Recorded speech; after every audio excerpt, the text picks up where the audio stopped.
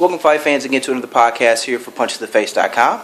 Brandon Stubbs, joined again by the lovely Miss Donna. It's your girl, Miss Donna. We're going to get right into it. We're going to talk about, your man. He came back. Cotto. The hashtag for the fight was known as Reloaded, and Miguel Cotto definitely came out as being reloaded Saturday night on HBO. That's right. I happened to be down in Orlando, was able to watch it live. Miss Donna was also watching the live broadcast on HBO. I was here. As Delvin Rodriguez took on the Puerto Rican legend, let's just call him what he is, Miguel Cotto. The fight only lasted 3 rounds, which was a little bit shorter than I think most of us thought it would be. How did you think Cotto came out, and were you surprised on how effective he was? Let me tell you. This how Miss Donna viewed it. I knew it was on when he didn't come out to any walkout music. Which was Boy came out, walked out, and I'm thinking, I know what he got going on in his head. He was humming French Montana. I ain't worried about nothing. That's the look that he had on his face. Yeah, it was kind of a weird situation for Miguel. It's, everybody was saying, even the first question he got asked in the post-fight press conference was, why are you smiling so much? Why are you so happy? And he said, as you get older, you become happier. That's right. And you can kind of tell he was Look just at kind of me. that. I'm old. I'm happy. You kind of tell he was in that mind state going into the fight of, he was happy with the situation with his new trainer, Freddie Roach. Really, Freddie said he wanted to make Miguel more offensive fighter to really, bring the pressure out early in the fight, and that's exactly what Miguel did. What he did. The first round was kind of sort of a filling out process. He was kind of seeing what the distance he would have with Delvin if Delvin would use his reach and his height advantage, which Delvin really didn't. And to not to diss Delvin, but you can kind of see there is different levels of boxing. Delvin's known as being primarily a Friday night fighter, which is there's nothing wrong with that. I mean, it's a good way to make a living. He's on TV. It's true. He's on a major platform in ESPN, but he's not faced the competition, doesn't have the resume that Miguel Cotto has. Nah. And you can kind of tell maybe he cracked Even Roy Jones pointed that out. Yeah. He wasn't ready for that. And, I mean, if I understood Roy saying it, it must be true. Yeah. Shout out to Roy Jones. Love you, Roy Jones. Saw him as I was going into the arena. Nice guy. Couldn't really understand much of what he was saying, but nice guy nevertheless. One of my favorite fighters of all time. But you can definitely tell that Delvin maybe wasn't at the level of Miguel Cotto. No. And Miguel just pretty much put on the pressure in the second round. Had him wobble. The fire was back. The old Cotto was back. And I mean, he showed him going to the body, something he was known to do years ago, and just suddenly stopped. Hard. He hits hard. He does. Hard body shots. And it was one of the things that Delvin Rodriguez has said in the post-fight press conferences. He was surprised how much stronger Miguel Cotto was to what they expected him to be or what they might have scouted on film. But see, everybody thought, he's going to beat Miguel because he's got height on him. He's this, he's that. That boy, I'm telling you. You definitely saw a more focused, more prepared, and maybe even a more fit Miguel Cotto here in that bout. Now, it leaves the question of what's next for Miguel. The first thing he was asked was maybe does he want to go and fight Canelo Alvarez, which was something that was rumored here a year ago. Might have happened if Miguel wouldn't have lost to Austin Trout December of last year. But unfortunately now, Miguel Cotto is, from what I'm understanding in the vibe I got down in Orlando, he is down with Top Rank here probably for the rest of his career. So he's not going to be going anywhere. As we all know, the Cold War between Top Rank and Golden Boy, they don't do business with each other. So more than likely that fight's out the window. The other fight that was brought up, and something Freddie Roach was definitely piqued his ears and got his interest, was Miguel possibly moving up in weight to 160 pounds and fighting middleweight champion Sergio Martinez. Sergio Martinez, he's getting older. He's breaking down. He does own a victory over Julio Cesar Chavez Jr., who was trained by Freddie Roach at that time of that victory. And one thing Freddie Roach made apparently clear, he said if he had Cotto against Martinez, he would finally have a fighter who was more prepared, not out of shape, not showing up late to the gym, and he knows the keys and the ways of beating Martinez. Do them shots. So, right on up in there. No love lost between Freddie Roach and Julio Cesar Chavez Jr. So that's a fight that could be done and looks to be done on HBO here for some time in the spring. As far as Delvin Rodriguez goes, he said he wants to get back in the ring immediately. His promoter, Joe DeGuardia, I hope I'm enunciating that right, of Star Boxing said, as soon as the medical suspension is done, even if it is Friday night fights, he wants to get him back in and get him back active and try to get him back on the horse. Delvin is older. I didn't know this. Delvin's 4 years older than me. Delvin's 35, 36, somewhere around that range. You put your age on out there. I'm not telling my age. Y'all don't even need to know. Yeah, I age gracefully, though. As you can tell, I'm seasoned. I got the fall beard going. That's all you need to know. So, seasoned. So for Delvin, it's going to be more of he's got to get in. He's got to, make an impact. Maybe have a bounce back fight on ESPN, and hopefully cross his fingers that he can get another mid-tier major fight on Showtime. Oh, the funniest part of the fight was round 2 when he hit him and he just like.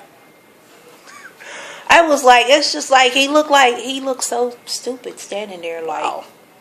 I'm like, it's a wrap. It's a wrap. But then my boy went on and closed the show. And Cotto closed the show. But I do want to give a special thank you and to AJ, Delvin's manager, and Delvin. They were both very humble in defeat Saturday in the post-fight press conference. They kept it. They were very respectful to Miguel and what Miguel did in the ring, and so I don't want no more of that. So I wish them the best going forward, and I'll definitely be speaking with them, a part of TitleFight.com.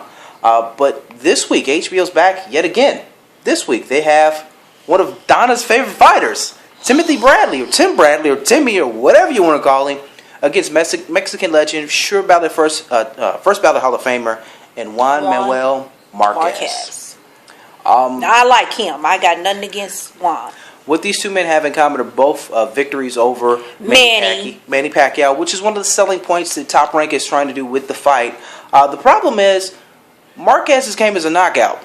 We know he won that fight. Yes, he did. Timothy Bradley's win over Pacquiao? That was shady. Not so much. That was shady. A little bit shady of a victory. You can't call it a clear-cut victory. He just got lucky on that one. As far as I see this fight playing out, it's fairly simple. Tim Bradley can box his way to a W. He can go and just box for 12 rounds and can win the fight. Similar to what Floyd Mayweather did against Juan Manuel Marquez when he made his comeback fight a few years ago.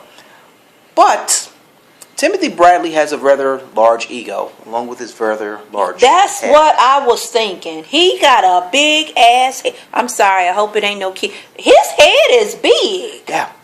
And with that big head and that big ego, he actually may want to get into a firefight with Juan Manuel Marquez, which is a no-no. Well, I'm going to tell you, this is what I think. Okay. This is what I think. I'm going to give it 5 rounds, no more than 6. And Juan going to close the show. I want to see him put him on that mat like he did Manny. With that foot up. You got to have the foot up. So you're saying Bradley's going to do face plant? Knock his ass face down, foot up. I have to agree, but like I said, Bradley's key to victory is if he boxes. He's just so arrogant and so got this cocky, but that's the exact reason, attitude. That's the exact reason why I think Marquez is going to win. Because Bradley's going to let his ego get the best of him. He's going to want to go out and prove that he wants to be an action fighter. He wants the fans to love him because he has no fan base. And he was able to. He got fans rallying behind him after his last fight against Ruslan Provodnikov, which was a slugfest. And he had a concussion after the first round and continued to fight the rest of the fight. He said afterwards, months after the fight, his speech was still slurred. He was still kind of feeling the effects of the fight. Why would you put that out in public and let your opponent know that? And you're about to go into a major pay-per-view fight. Get straight to the head. Straight to the head. And I think that's what Marquez is going to do. Marquez is going to headhunt him. Marquez is going to go after him. I'm going to give it a little bit longer than you're saying 6. I'm going to say at least 6. I'm going to say it's going to go a minimum of 7. I can see going upwards to 9. But not again, the full 12 I don't see going the full 12. If it goes the full 12, I unfortunately think, unless something catastrophic happens, I think they're going to give Bradley the win. I think Bradley will go out and they'll just gift him a victory, similar to the way they did when he fought Manny. That was so shady. Very shady. He received death threats after that? I believe it. And he was even thinking about suicide? Well, it just got that bad. It ain't going to never get that bad. It's not that deep. It's not that deep. You can't take threats like that from fans that serious. Hey, some people take the sport that serious. Some people are buck nutty, as I like to say. They're out there. Crazy. But definitely, I like Marquez in this one. I like Marquez via TKO. I do think actually both men have a chance of actually going down and touch the canvas before the fight's out. He's the one that during training he likes to drink it. Well, he used to. He stopped that practice. Okay, he doesn't drink his own piss anymore. Let's stop that now. He doesn't do that. Don't start the rumor again. Don't start that again. But he is in phenomenal shape for someone his age. He's in better shape than people half his age. Well, when you stop drinking your own pee, I guess you will be in good shape. So, I mean, there was questions about steroid use because his strength and he said you can test him every day. He don't care, okay? And, they are doing testing for this fight. Exactly what testing has kind of been kept hush-hush by the Nevada State Athletic Commission. So that'll be interesting to hear how that all went down after the fight. They'll release those details on how that was done. Right. But my pick is when Juan Manuel Marquez via TKO victory. I'm saying it'll go the length, possibly 9. I don't see it going really more than that, but I do see him coming out on top in that. I certainly hope in that fight. So if Bradley wins another fight, his head is gonna get so big, they're gonna have to buy a separate house just to put it. Yeah, it's rather large head, and that's both figuratively and literally in that sense. But those are our fight picks here for this week's fight. But next week, I still love you, Miguel. But next week, guess what we got? UFC 66. We have Junior Dos Santos versus Cain Velasquez for the third, possibly final time down in Houston. We'll talk about that fight then and give our fight picks there. I have seen them both. She's seen them both. In action. In person. In person. So we'll give our recap of Marquez Bradley. Who ain't I seen? We ain't even going to touch that one, folks. We'll give our recap of Marquez Bradley next week as well as our picks for UFC 166. Until then, Houston, you can follow her on Twitter at Miss Donna 61. You can follow me again, Brandon Stubbs, at punch_2 the face. You can always check me out on punchtheface.com as well. My family over at thetitlefight.com. Shout out to Gordy. Hey, Gordy. Also want to give a big ups to my other family, as I like to call her, Giandra, Bad Culture. Hey, Giandra. Salute to you. That's another one of the big homies right there. Appreciate her. And also Ryan Bivens, want to give him a shout out as well. So until next week, again, fight fans, Bradley Marquez this weekend, HBO pay-per-view. Make sure you check it out. All the way. Stream it.